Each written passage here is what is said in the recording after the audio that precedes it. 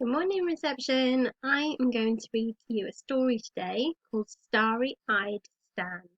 Now, this story is from the Twinkle website, so you may not have heard the story before, but I thought it fits quite nicely with what we've been looking at this term, which is all about under the sea.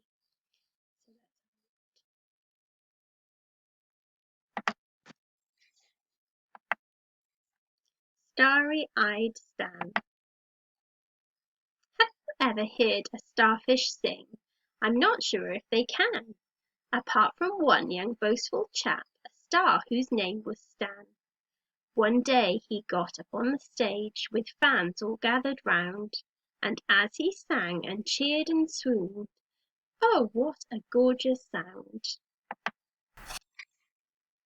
But the smell of all the creatures who'd assembled in one spot attracted quite a nasty crab whose name was Lancelot.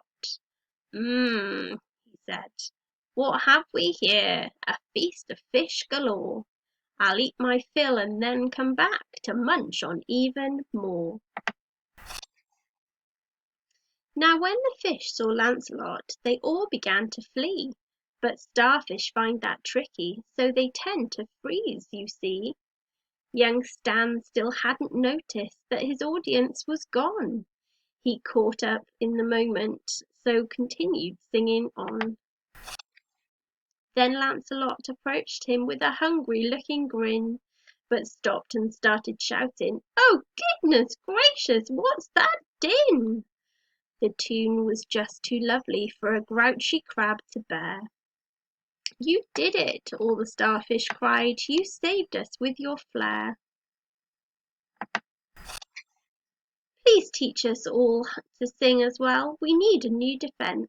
But Stan just laughed. "You'll never learn. My talent's too immense."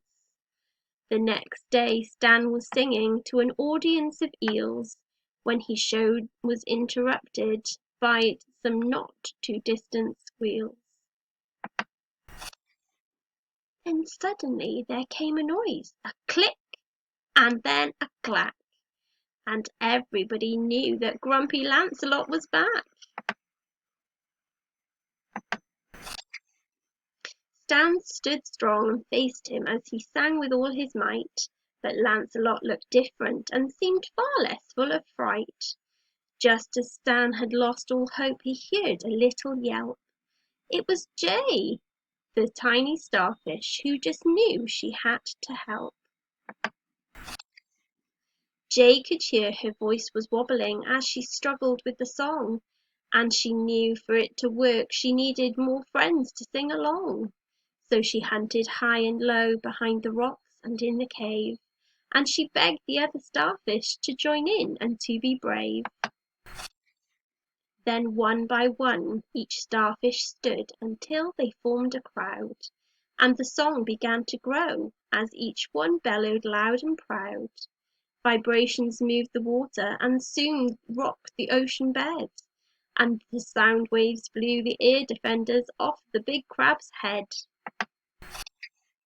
The crab just couldn't stand the noise, and so he ran away. Then the singing turned to cheers of "Yes, we did it! Oh, hooray!" Stan stood humbly on the stage to thank his tiny friend, and all the other starfish who had helped him in the end. He promised to make up for all the selfishness he'd shown, as he knew that he could not defeat old Aunt Lancelot alone. He told them all to meet him in the morning by the stage, and to bring along their friend of any species, size, or age. For Stan had formed a plan to keep the noisy crab away.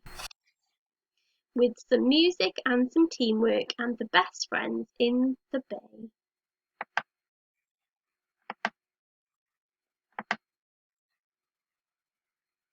So I hope you enjoyed that story, reception.